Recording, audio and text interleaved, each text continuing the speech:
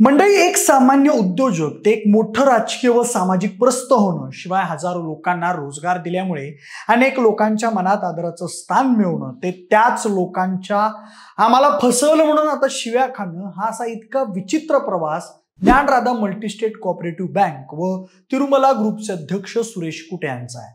मंडळी, झालं असं होतं की बीड येथील कुटे ग्रुपवर ऑक्टोबर 2023 मध्ये इन्कम टॅक्स विभागानं छापेमारी केली होती. त्यानंतर कुटे ग्रुपचे प्रमुख सुरेश कुटे अध्यक्ष असलेल्या ज्ञानराधा मल्टीस्टेट बँकेत ठेवी मागण्यासाठी ठेवीदारांची मोठी गर्दी झाली आणि ही बँक आर्थिक अडचणीत आली. मंडळी, ज्ञानराधा बँकेच्या जवळपास राज्यभरात 50 शाखांमध्ये 6 लाखांपेक्षा जास्त ठेवीदारांचे 3,700 कोटी रुपये अडकलेले आहेत असं समजतंय आणि हे ठेवीदार सध्या मोठ्या मानसिक तणावात आहेत.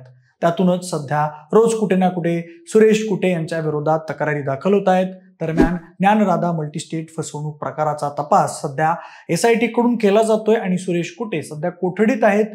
नुकतंच केंद्र सरकारने या सोसायटीवर लिक्विडेटर नेमण्याचे आदेश दिले आहेत. मंडळी, सोसायटीवर लिक्विडेटर नेमल्यावर नेमकं काय होईल, या ठेवीदारांना आपल्या हक्काचा पैसा नेमका कधी परत मिळेल आणि तब्बल 6 लाखांपेक्षा जास्त ठेवीदारांचे 3,700 कोटी रुपये अडकल्याचा हा घोटाळा नेमका काय आहे, याचीच माहिती आपण आजच्या या व्हिडिओमध्ये घेणार आहोत. नमस्कार, मी प्रथमेश आणि तुम्हाला तर माहिती आपला विषयच भारी. मंडळी, अलीकडे आपण राज्यभरातले अनेक आर्थिक घोटाळे बघितले. यामध्ये काही पतसंस्था व काही बँकांचाही समावेश होता. असाच 1,000 कोटींचा घोटाळा झालेला आहे बीड जिल्ह्यात ज्ञानराधा मल्टीस्टेट कोऑपरेटिव्ह बँकेत. मंडळी, एकेकाळी आपल्या उद्योगातून देश पातळीवर नाव पोहोचवणारा कुटे ग्रुप अनेक उत्पादनांचं उत्पादन करत होता, ज्यामध्ये खाद्यतेलासह दुग्धजन्य पदार्थ, पेंट उद्योग, वाहनांचे सुट्टे पार्ट्स आणि ज्ञानराधा मल्टीस्टेट बँक अशा विविध उद्योगातून कुटे समूहानं आपलं नाव देश पातळीवर नेलं. मात्र असं असताना गेल्या वर्षी कुटे ग्रुपच्या अचानक अडचणी वाढायला सुरुवात झाली. त्याचं झालं असं की ऑक्टोबर 2023 मध्ये बीड इथल्या ज्ञानराधा मल्टीस्टेट कार्यालयावर इन्कम टॅक्सची धाड पडली.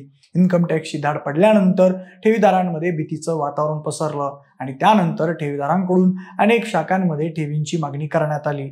अगदी पहाटेपासून रात्रीपर्यंत ठेवीदार बँकेच्या वेगवेगळ्या शाखांमध्ये गर्दी करायला लागले. पण त्याच वेळी ठेवीदारांना अनेक कारणं देत पैसे देण्यास टाळाटाळ करायला सुरुवात झाली. अशातच बँकेचे अध्यक्ष सुरेश कुटे मात्र लोकांच्या प्रत्यक्षात संपर्कात नव्हते असं ठेवीदार सांगतात. त्यांनी अनेक वेळा फेसबुक लाईव्ह घेऊन लोकांना तुमचे पैसे आपल्या बँकेत सुरक्षित आहेत, तुम्हाला ते ज्यावेळी हवे असतील त्यावेळी मिळतील असं आश्वासन दिलं. शिवाय काही लोकांना चेकही वाटप करण्यात आल्याचं सांगण्यात येतं. पण एवढं सगळं होऊन सुद्धा ठेवीदारांना त्यांचे पैसे परत मिळाले नाहीत. त्यामुळे ठेवीदार आक्रमक झाले आणि त्यांनी आपल्या पैशासाठी मोर्चे काढले, आंदोलनं केली. शिवाय पोलीस स्टेशनमध्ये तक्रारही दाखल केल्या आणि त्या दाखल तक्रारीवरून पोलिसांनी या प्रकरणाचा तपास चालू केला. दरम्यान कुटे यांनी आपल्या पत्नीसह त्यावेळी भाजपमध्ये प्रवेश केला. भाजपमधून कदाचित बीडचे लोकसभेचे ते उमेदवार असू शकतील अशी चर्चा त्यावेळी रंगली होती, पण तसं काही घडलं नाही. तर दुसरीकडे राजकीय आश्रय मिळून कुठेतरी या गोष्टी आता दाबल्या जातील की काय अशी ठेवीदारांमध्ये भीती निर्माण झाल्याची त्यावेळी दिसून आलं. पण त्यांच्या पक्षप्रवेशाचा आणि या घोटाळ्याचा काहीही संबंध नाही. योग्य ती कारवाई केली जाईल, मग ते कोणीही असो, असं त्यावेळी भाजपचे प्रदेशाध्यक्ष चंद्रशेखर बावनकुळे यांनी कुटे यांच्या पक्षप्रवेशाच्या संदर्भात उपस्थित झालेल्या प्रश्नाला उत्तर देताना सांगितलं होतं. मंडळी, त्यानंतर ठेवीदारांच्या तक्रारी आणि जवळपास 6 लाख ठेवीदारांचे 3,700 कोटी रुपयांच्या वरती अडकलेले पैसे बघून केंद्र सरकारने याबद्दल कडक भूमिका घेतल्याचं दिसून आलं. याचा तपास SIT कडे देण्यात आला. त्यानंतर SITने मग सुरेश कुटे आणि त्यांचे सहकारी आशिष पाटोदेकर यांना अटक केली आणि सध्या हे दोघेही अटकेत आहेत. म्हणजे या प्रकरणाचा तपास सध्या SIT करत असून या प्रकरणात अनेक ठिकाणी गुन्हेही दाखल झाले आहेत. म्हणजे याबद्दल गेल्या महिन्यात केंद्र सरकारने कडक पावले उचलून या सोसायटीवर लिक्विडेटर नेमण्याचे आदेश दिले आहेत. केंद्रीय सहकार राज्यमंत्री मुरलीधर मोहोळ यांनी या संदर्भात बैठक घेऊन निर्देश दिले होते. सोसायटीचे लिक्विडेटर सोसायटीच्या मालमत्तेचे मूल्यांकन करेल आणि मालमत्तांच्या उपलब्धतेनुसार सोसायटीच्या ठेवीदारांना टप्प्याटप्प्याने त्यांची रक्कम परत करेल. त्यामुळे समाजातील सर्वसामान्य आणि शेतकऱ्यांचा त्रास कमी होण्यास आणि त्यांच्या कष्टाने कमावलेले पैसे परत मिळण्यास मदत होईल असं मोहोळ म्हणाले. म्हणजे यामुळे त्यांचे गेल्या अनेक महिन्यांपासून ज्ञानराधा बँकेमध्ये कोट्यावधी रुपये अडकले आहेत. हे लाखो ठेवीदार आता ठेवी परत मिळतील या आशेवर आहेत. मंडळी, बीड जिल्ह्यातील या ज्ञानराधा बँकेचे राज्यात व राज्याबाहेर जाळे पसरलेले आहे.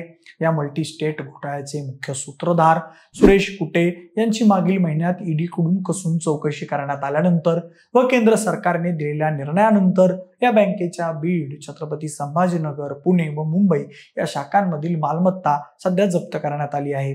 ईडीकडून आतापर्यंत एकूण 102 कोटींची मालमत्ता जप्त करण्यात आली असून या चारही शाखांमधून जवळपास 95 कोटी रुपयांची मालमत्ता जप्त करण्यात आली आहे. यामध्ये या चारही शाखांमधील फ्लॅट, व्यावसायिक कार्यालय, प्लॉट अशी 85 कोटी 88 लाख रुपये किमतीची स्थावर मालमत्ता तसेच इतर मालमत्ता असे एकूण 95 कोटी 1 लाख रुपयांची मालमत्ता ईडीने जप्त केल्याची माहिती आहे. तर दुसरीकडे सुरेश आणि अर्चना कुटे यांच्या मालकीच्या काही मालमत्ताही सरकारने जप्त केल्याचं सांगण्यात येत आहे.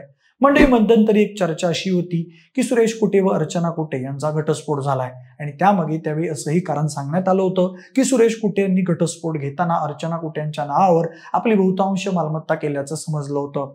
त्यामुळे कायद्याच्या तावडीतून सुटण्यासाठी ही पळवाट तर केली नाही ना, अशी भीती सध्या ठेवीदारांमध्ये पसरलेली होती. मंडळी, दरम्यान काही दिवसांपूर्वी सुरेश कुटे आणि त्यांचे सहकारी आशिष पाटोदेकर यांना पोलिसांकडून अटक करण्यात आली.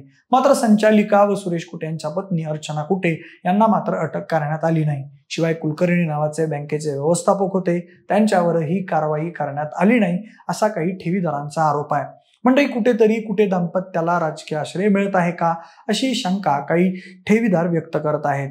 पण मंडळी, या सगळ्यात महत्वाचा प्रश्न हा आहे की शेतकरी, कामगार, कष्टकरी, छोटे व्यापारी अशा तब्बल 6 लाखांच्या आसपास ठेवीदारांनी आपल्या मेहनतीने कमावलेला पैसा हातांना परत कधी मिळणार?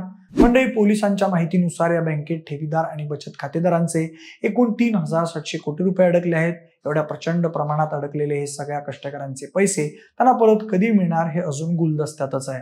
म्हणजे आपल्यासारखी सर्वसामान्य माणसं कष्ट करतात, मेहनतीनं पैसा कमवतात व आपल्या आणि आपल्या कुटुंबाच्या भविष्यासाठी आपण ते कुठेतरी साठवून ठेवायचा विचार करतो. पण राष्ट्रीयकृत बँका सोडल्या तर इतर या छोट्या मोठ्या पतसंस्था किंवा खाजगी बँकांमध्ये अनेक वेळा घोटाळा होत असल्याचं आपल्याला दिसून येत आहे. त्यामुळे तुम्हाला सेव्हिंग आणि गुंतवणूक करायची असेल तर ती शक्यतो राष्ट्रीयकृत बँकांमध्येच करा. तिथे तुम्हाला व्याज थोडं कमी मिळतं, पण तुम्ही तुमच्या पैशाबाबत निश्चित राहू शकता. कारण मेहनतीनं कमावलेला पैसा जर बुडाला तर माणसाला प्रचंड मानसिक आणि आर्थिक त्रासाला सामोरं जावं लागतं. पण तुम्हाला काय वाटतंय, या पतसंस्थेतील 6 लाख लोकांना त्यांच्या मेहनतीचे पैसे परत मिळतील का? आणि या सगळ्या घोटाळ्यामध्ये नक्की चूक कोणाची आहे? तुमची मतं आम्हाला कमेंट करून नक्की सांगा. जर हा व्हिडिओ आवडला असेल तर लाईक आणि शेअर करा. सोबतच आपल्या विशेष भारी या YouTube चॅनलला देखील सबस्क्राईब करायला अजिबात विसरू नका. धन्यवाद.